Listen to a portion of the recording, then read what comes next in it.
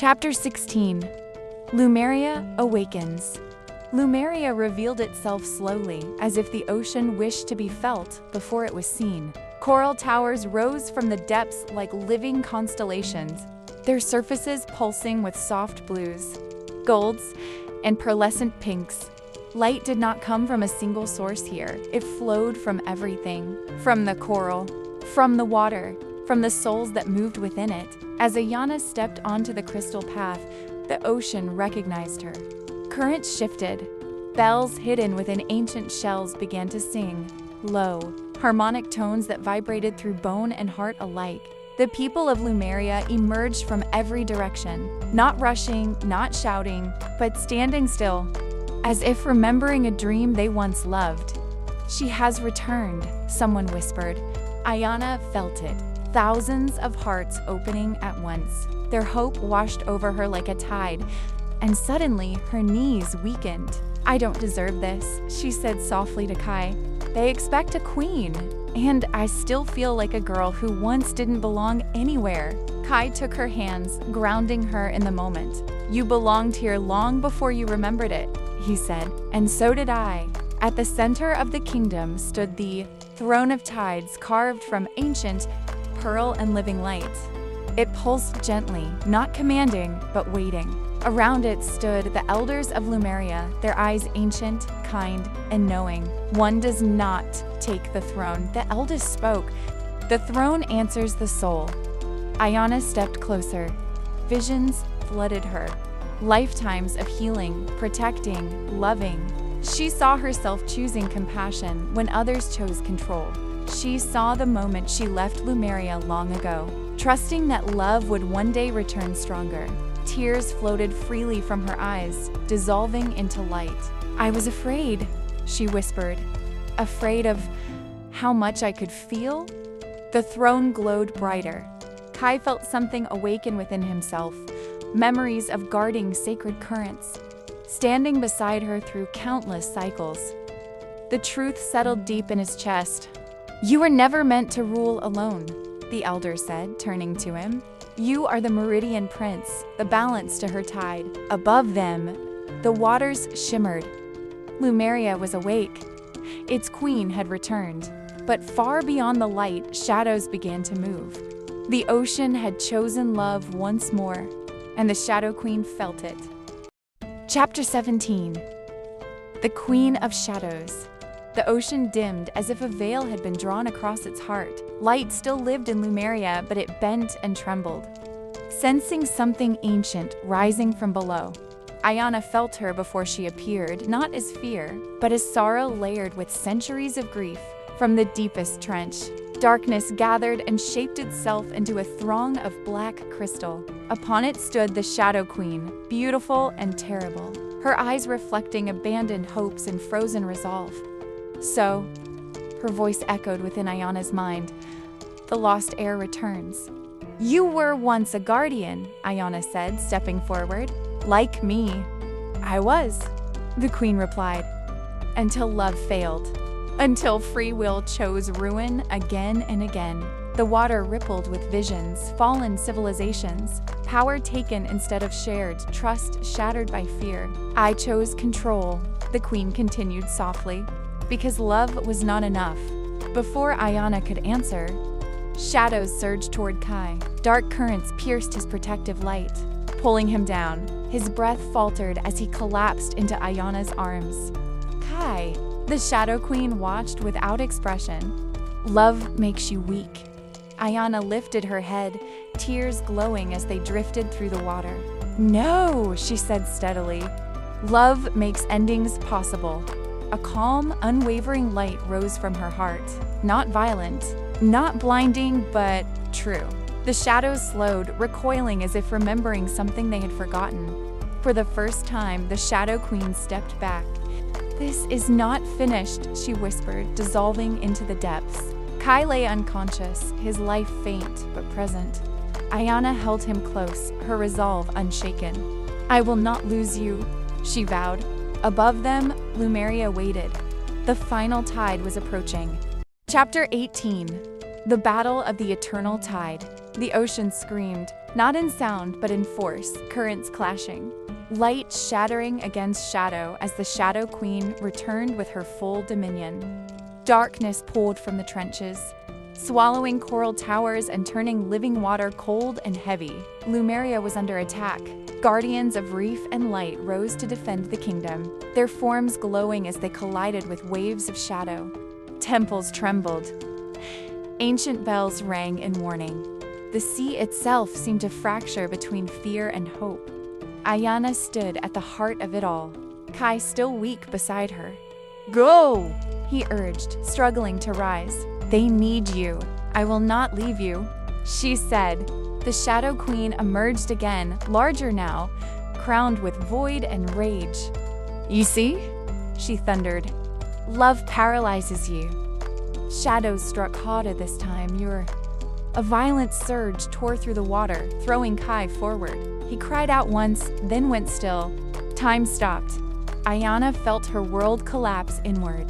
"No," she whispered, reaching for him. His light flickered, fading. Something inside Ayana broke open completely. She did not scream. She surrendered.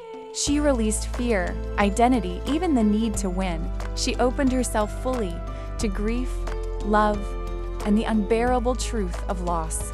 Her heart cracked wide enough for something ancient to rise. Light exploded outward, not blinding, but infinite. Ayana floated above the battlefield, her form radiant, her presence calm and absolute. Symbols ignited across her skin, spinning like constellations. The ocean stilled, listening. "This is healing," her voice echoed through the sea. Not destruction. She touched Kai. Light poured into him, gentle, precise, alive. His wounds sealed. His breath returned. His eyes opened, filled with tears and awe. Then Ayana turned to the ocean itself. The light spread, cleansing corrupted waters, dissolving shadow without force. Darkness unraveled, not erased but released. The Shadow Queen screamed, not in pain but in grief as her power collapsed. "I only wanted to stop the suffering," she cried. "And you forgot how it ends," Ayana replied softly. The darkness faded.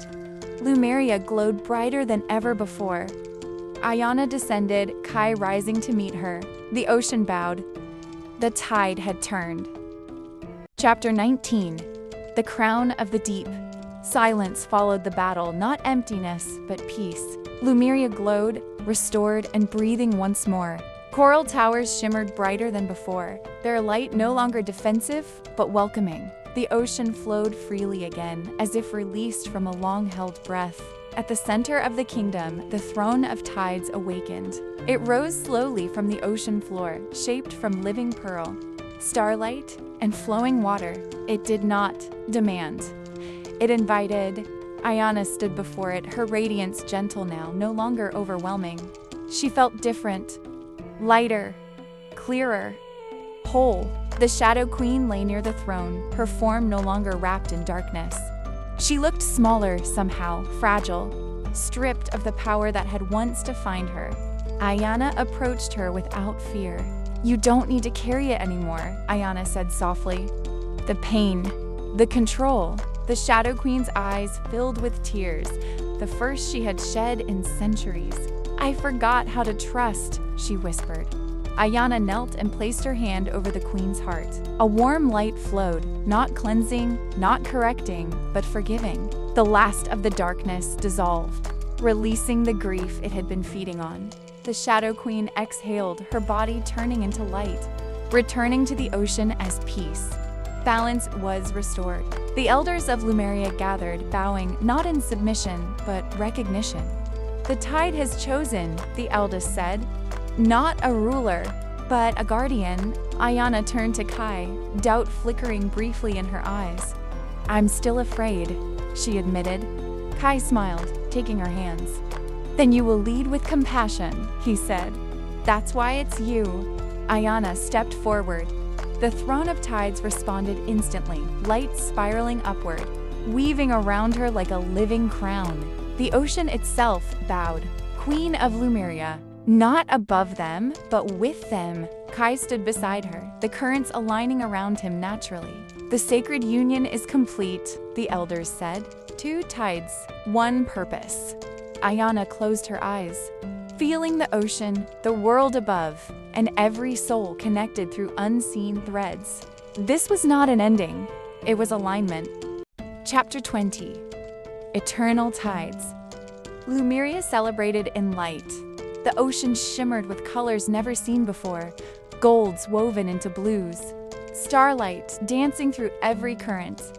Creatures from every depth gathered, their songs rising together in harmony. Above the coral city, the sea itself seemed to glow with blessing. Ayana stood beneath an arch of living pearl and coral, her presence calm and radiant. She wore no crown, the ocean carried it for her. Her power no longer surged. It flowed. Kai approached her through the water, steady and sure, his eyes holding the same love that had carried them through lifetimes. They met at the center of the sea. "I choose you," Ayana said, her voice carrying through every realm, not as escape, not as destiny alone, but as my equal, my mirror, my home. Kai took her hands. "I choose you," he replied, "in every world, in every form, until oceans forget how to move." The water responded. Light spiraled around them, sealing their vows not in words but in truth. The sacred union completed itself, 2 souls aligned, balanced, whole. The ocean bowed, currents swirling in blessing. They were bound, not by rule, but by resonance. Together, they turned toward the throng of tides one final time. Ayana did not sit upon it. She placed her hand upon its surface, sending light outward into the reefs, the depths, the human world above. Healing flowed where it was needed. Dreams softened, hearts stirred. "The task is complete," the elders said gently. Ayana smiled. "Then we return," she said. "Not to rule, but to live, hand in hand." Ayana and Kai descended into the deeper waters of Lumeria, into a life shaped by love, balance, and remembrance. The kingdom thrived, protected not by fear, but trust. Far above in the human world, tides calmed.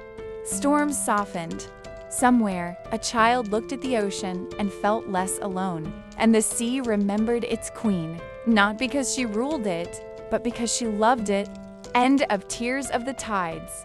Happily, eternally, ever after. Thank you for enjoying this spiritual awakening story till the end. Comment what you feel about this story. And if you love my spiritual awakening stories, subscribe for more.